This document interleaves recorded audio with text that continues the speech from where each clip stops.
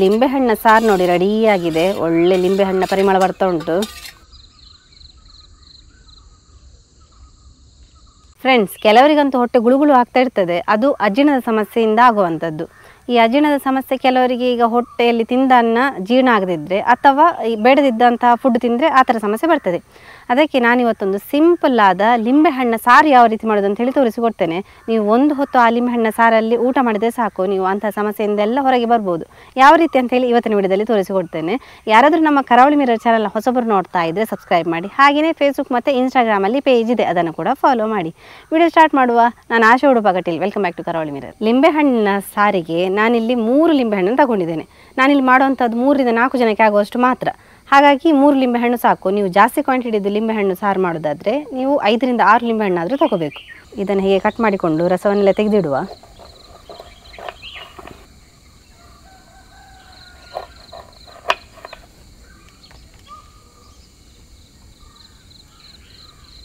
ಲಿಂಬೆಹಣ್ಣಿನ ರಸವನ್ನೆಲ್ಲ ಹಿಂಡಿಕೊಳ್ಳುವ.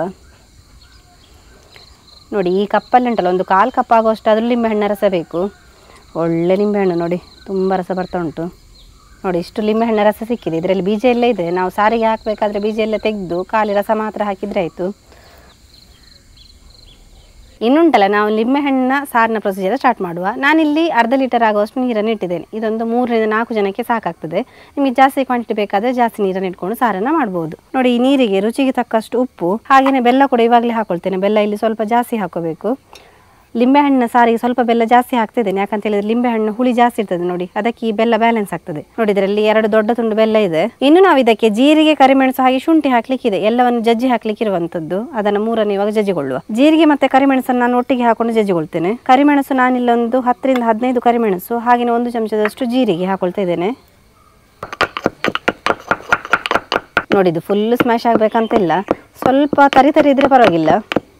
ನೋಡಿ, ಇಷ್ಟು ಪೌಡರ್ ಆದರೆ ಸಾಕು. ನಮಗೆ ಕರಿಮೆಣಸನ್ನು ಸ್ವಲ್ಪ ಜಜ್ಜಿಕೊಳ್ಳೋದ್ರಿಂದ ಅದು ಖಾರ ಬಿಟ್ಕೊಳ್ತದೆ. ನೋಡಿ, ನಾನಿಲ್ಲಿ 1 ಇಂಚ್ ಆಗುವಷ್ಟು ಶುಂಠಿನ ತಗೊಂಡಿದ್ದೇನೆ.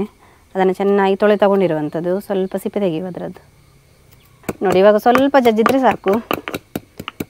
ನೋಡಿ, ಇಷ್ಟಾದರೆ ಸಾಕು. ನೀರು ಕುದಿಲಿಕ್ಕೆ ಸ್ಟಾರ್ಟ್ ಆಯಿತು. ಇನ್ನು ನಾವು ಪೌಡ್ರ್ ಮಾಡಿ ಇಟ್ಕೊಂಡಂತಹ ಕರಿಮೆಣಸು, ಜೀರಿಗೆ ಹಾಗೆ ಶುಂಠಿಯನ್ನು ಇವಾಗಲೇ ಹಾಕೊಳ್ಳುವ. ಚೆನ್ನಾಗಿ ಕುದಿಬೇಕಿದು. ಕುದಿದ್ರೆ ಅದರ ಸತ್ವ ಎಲ್ಲ ನೀರಲ್ಲಿ ಬಿಟ್ಕೊಳ್ತದೆ. ಒಂದ್ಸಲ ಮಿಕ್ಸ್ ಮಾಡಿಕೊಳ್ಳುವ.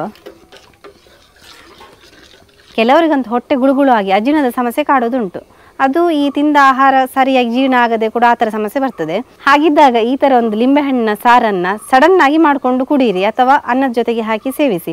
ಆವಾಗ ನಿಮ್ಮ ಸಮಸ್ಯೆ ಎಲ್ಲ ಮಂಗಮಯ ಆಗ್ತದೆ. ಅಷ್ಟೊಂದು ಎಫೆಕ್ಟಿವ್ ಆದ ರಿಸಲ್ಟ್ ಕೊಡುವಂತಹ ಲಿಂಬೆಹಣ್ಣಿನ ಸಾರಿದು.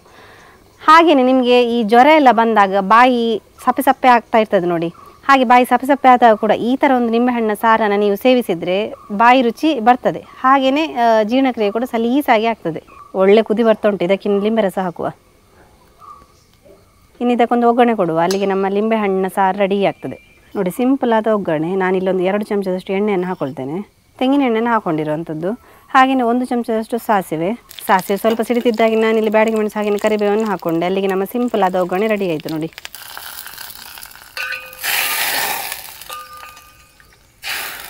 ಲಿಂಬೆಹಣ್ಣಿನ ಸಾರು ನೋಡಿ ರೆಡಿಯಾಗಿದೆ. ಒಳ್ಳೆ ಲಿಂಬೆಹಣ್ಣ ಪರಿಮಳ ಬರ್ತಾ ಉಂಟು.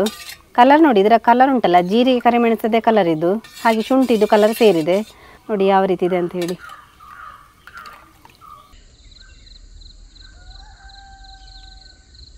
ನೋಡಿದ್ರಲ್ಲ ಫ್ರೆಂಡ್ಸ್, ಇವತ್ತಿನ ಎಫೆಕ್ಟಿವ್ ಆದ ಲಿಂಬೆಹಣ್ಣ ಸಾರು ಯಾವ ರೀತಿ ಮಾಡೋದಂತ ಹೇಳಿ. ಈ ಲಿಂಬೆಹಣ್ಣ ಸಾರು ಈ ಜ್ವರ ಬಂದಾಗ ಬಾಯಿ ರುಚಿ ಇರೋದಿಲ್ಲ ನೋಡಿ, ಅವರು ಕೂಡ ಇದನ್ನು ಸೇವಿಸ್ಬೋದು. ತುಂಬಾ ಒಳ್ಳೆ ರಿಸಲ್ಟ್ ಕೊಡ್ತದೆ. ಈ ವಿಡಿಯೋ ಇಷ್ಟ ಆದರೆ ನಿಮ್ಮ ಫ್ರೆಂಡ್ಸಿಗೆ, ರಿಲೇಟಿವ್ಸ್ಗೆಲ್ಲ ಹೆಚ್ಚು ಶೇರ್ ಮಾಡಿ. ಹಾಗೆಯೇ ಯಾರಾದರೂ ನಮ್ಮ ಕರಾವಳಿ ಮಿರರ್ ಚಾನಲ್ ಹೊಸಬರು ನೋಡ್ತಾ ಇದೆ, ಸಬ್ಸ್ಕ್ರೈಬ್ ಮಾಡೋದನ್ನು ಮಾತ್ರ ಮರಿಬೇಡಿ. ಹೀಗೆ ನಮ್ಮ ಚಾನಲ್ನ ಸಬ್ಸ್ಕ್ರೈಬ್ ಮಾಡಿ, ಸಪೋರ್ಟ್ ಮಾಡಿ, ಫಾಲೋ ಮಾಡ್ತಾ ಇರಿ. ಹೀಗೆ ಇಂಟ್ರೆಸ್ಟಿಂಗ್ ವಿಡಿಯೋದೊಂದಿಗೆ ಮುಂದೆ ಸಿಗ್ತಾ ಇರ್ತೇವೆ. Thank you.